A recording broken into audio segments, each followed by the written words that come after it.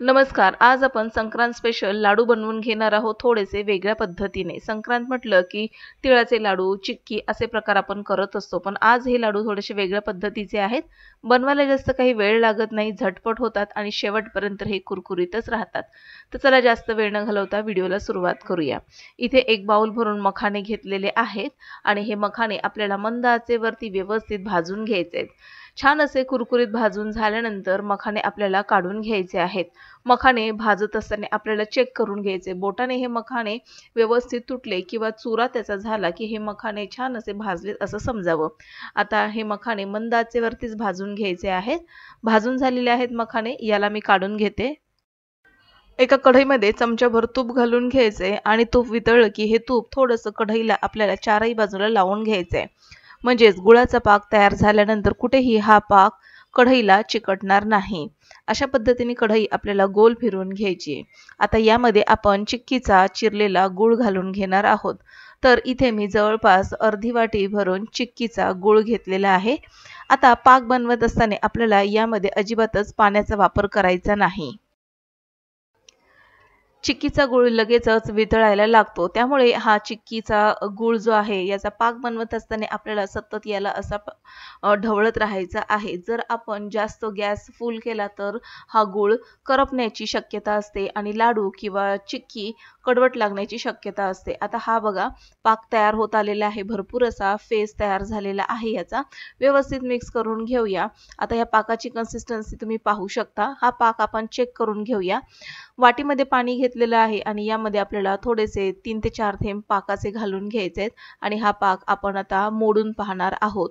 हा पाक मोडत असताना कटकन असा आवाज आला किंवा मग याचे लगेचच तुकडे झाले की लगेच हा पाक तयार झाला असं समजावं. अजिबातच याची कन्सिस्टन्सी चिकट नसली पाहिजे. दगडासारखा पाक आपल्याला हवा आहे. आता हा पाक मी तुम्हाला प्लेटमध्ये देखील काढून दाखवते. पाक तयार झालेला आहे. यामध्ये आता आपण भाजून घेतलेले मखाणे घालून घेणार आहोत आणि आता हे मखाणे व्यवस्थित पाकामध्ये मिक्स करून घ्यायचे. पाक व्यवस्थित या मखाण्यांना लागला पाहिजे. आता हे जे मखाणे आहेत कुरकुरीत आहेत आणि हा पाक देखील परफेक्ट असा तयार झालेला आहे. व्यवस्थित मिक्स करून घेऊया याला. आता हे मखाणे व्यवस्थित पाक खेचून घेतील आणि थोड्या वेळाने आपल्याला यामध्ये थोडेसे तीळ घालून घ्यायचे आहेत. तर जवळपास 2 मूठ भरून यामध्ये मी तीळ घालून घेणार आहे आणि लगेचच याला मिक्स करून घ्यायचं आहे. तर मखाणे हे पाक लागल्यामुळे हे तीळ पटकन याला चिकटले जातात आणि याला आपल्याला अशाच पद्धतीने प्लेटवरती काढून घ्यायचे. तर इतके 2 मूठ भरून मी तीळ घातलेले आहेत. व्यवस्थित मिक्स करून झाल्यानंतर तेल लावलेल्या प्लेटमध्ये आपल्याला हे मखाणे काढून घ्यायचे. मखाण्यांचा आकार गोलाकार असतो त्यामुळे यावर लावलेले तीळ आपण पाहू शकता की साधारणपणे लाडूसारखे हे मखाणे दिसत आहेत. तर तयार झालेले आहेत मखाण्याचे लाडू गरमागरम. आपण तूप किंवा तेल लावलेल्या प्लेटमध्ये काढून घ्यायचं आणि अशा पद्धतीने पसरवून घ्यायचे. थोडंसं पसरवून घ्यायचे, मोकळे मोकळे करून घ्यायचे आणि थोडंसं गार झाल्यानंतर आपल्याला हे सेपरेट करून घ्यायचे आणि एका हवाबंद डब्यामध्ये भरून ठेवायचे आहेत. भरपूर सारं कॅल्शियम, आयर्न सोबतच मिनरलने युक्त असे हे मखाण्याचे लाडू तयार झालेले आहेत. यावरती आणखीन पुन्हा मी थोडेसे तीळ लावून घेतलेले आहेत.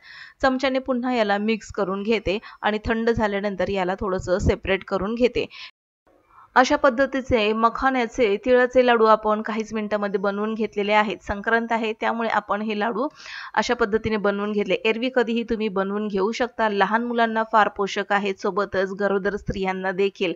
तर आता याला बघा मी अशा पद्धतीने थोडंसं कोमट झालं की लगेच सेपरेट करून घ्यायचं आणि थंड झालं की आपल्याला हे सेपरेट करता येणार नाही.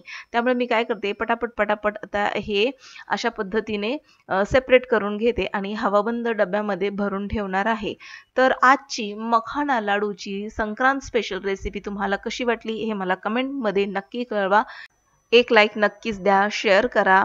पुन्हा भेटू नवीन एका इंटरेस्टिंग व्हिडिओ सहित. तोपर्यंत बाय.